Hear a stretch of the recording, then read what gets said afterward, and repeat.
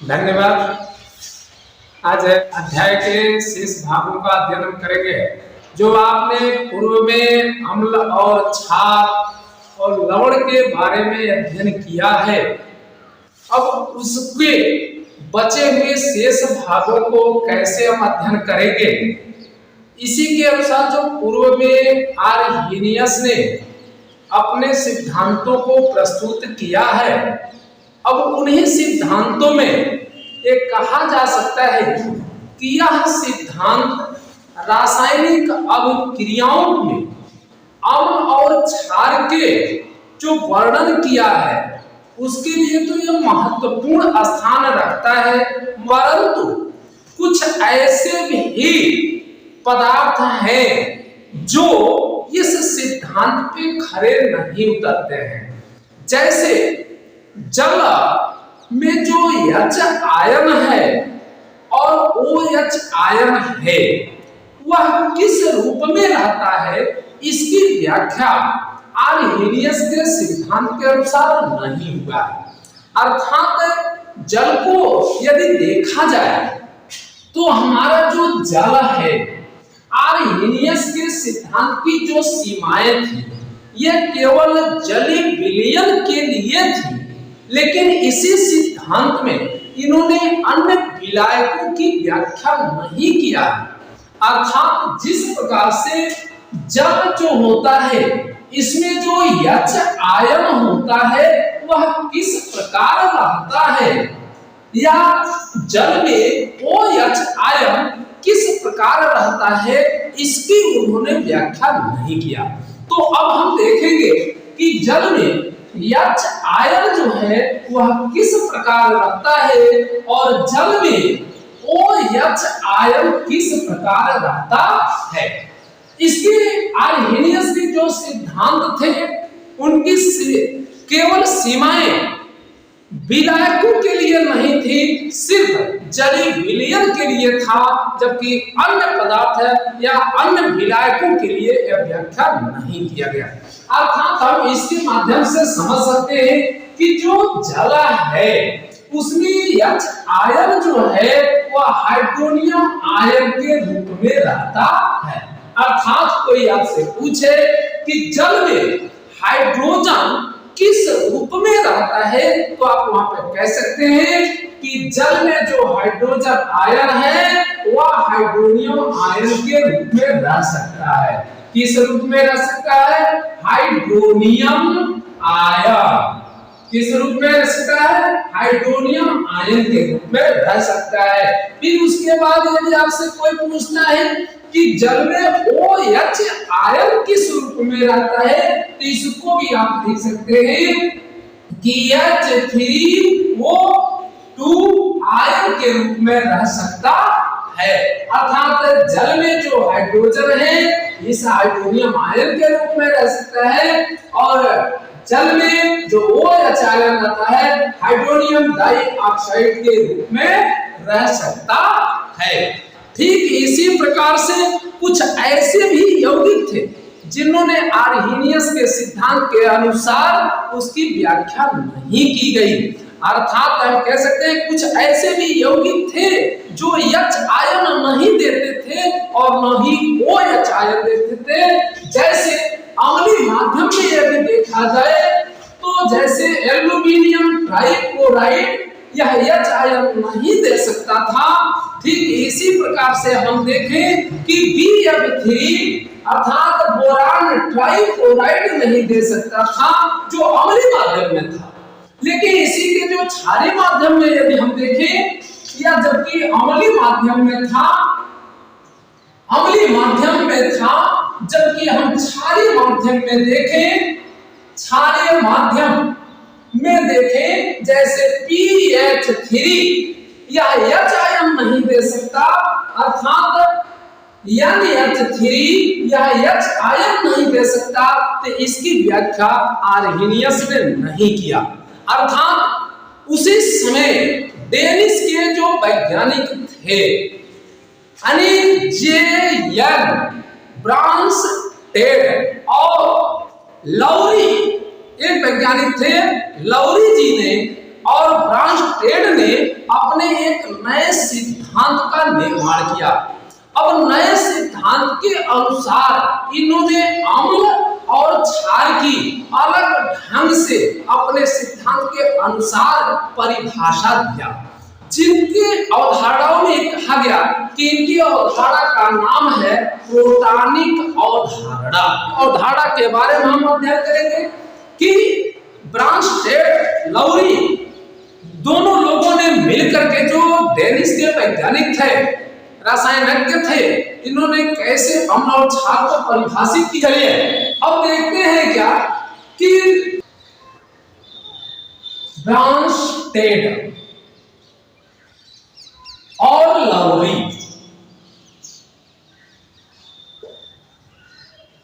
के सिद्धांत के अनुसार,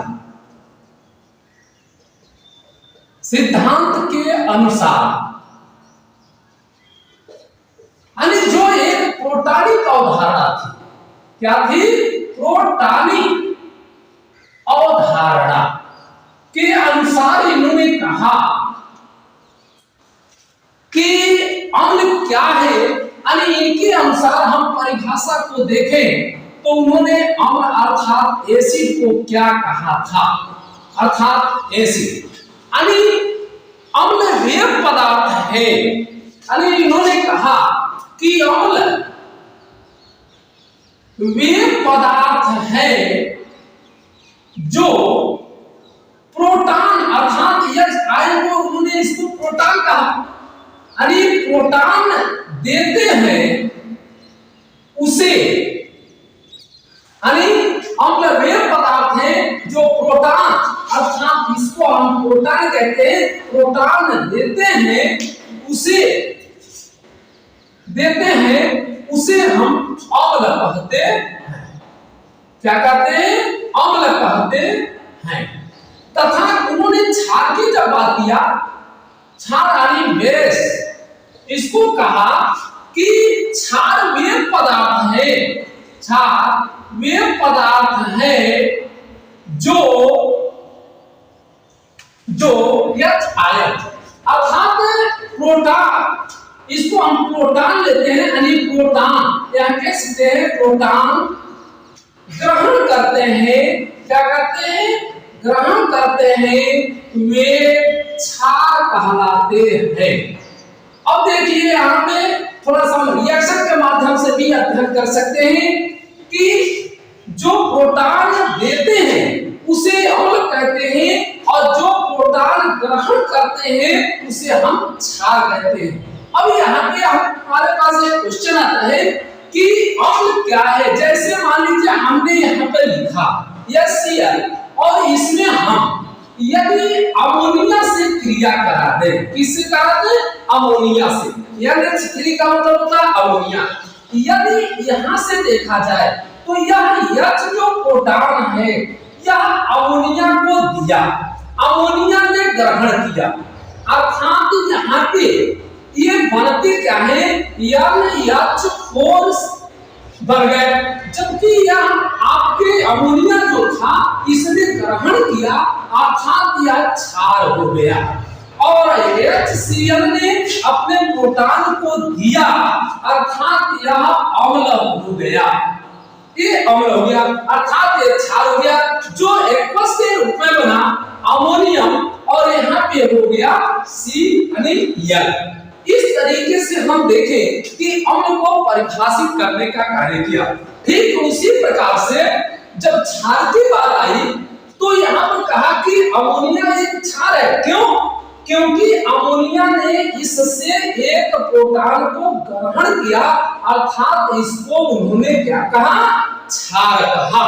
वह हाइड्रोजन जो आयन है अर्थात वह जलों में कैसे रह सकता है? तो आप कह सकते हैं कि जो हाइड्रोजन है वह जल में हाइड्रोनियम आयन के रूप में रहता है। ठीक, अब इसी प्रकार से हम अन्य चीजों को भी अध्ययन कर सकते हैं। जैसे यदि हम पानी के साथ में हाइड्रोक्लोरिक की क्रिया करावें तो क्या बन सकता है? ठीक इसी प्रकार से अमोनियम को यदि डायरेक्ट हम पानी के साथ क्रिया करावें तो कैसे आयनीकृत होते हैं, इसके बारे में भी अध्ययन हम करेंगे। अब इसका आप नोट बनाना चाहें तो नोट बना सकते हैं। आप देखें कि हाइड्रोक्लोरिक है, यदि इससे हम जल की क्रिया कराते हैं तो अभी आपने क्वेश्चन किया कि जल में जो हाइड्रोजन है वह हाइड्रोजन किस रूप में रहता है, तो ये स्पष्ट हो जाता है कि यह एक्वस बन रहा है, लेकिन एक्वस में किस स्थिति में रहता है, तो आप देखें कि यह H आयन इसको दिया अर्थात यह H3 हो गया और यह Cl जो बचा वह माइनस हो गया, अर्थात यह एक्वस के पोजीशन में रहा। किसमें रहा? एक्वस के पोजीशन में रहता है। ठीक इसी प्रकार से यदि अमोनिया के साथ, किसके साथ? अमोनिया के साथ यदि हम पानी की क्रिया कराते हैं, अमोनिया के साथ यदि H2O की क्रिया कराते हैं तो ये कैसे रहता है, यानी ये फर्स्ट स्टेप को हम देख सकते हैं, ये दूसरे स्टेप को भी अध्ययन कर सकते हैं। अर्थात यह H आयन को, अब देखिए यहाँ पे H आयन को ग्रहण किया था, लेकिन यहाँ पे H आयन इसको दिया था, अर्थात ये बन जाता है अमोनिया और OH आयन के रूप में निकल जाता है। किसके रूप में निकलता है?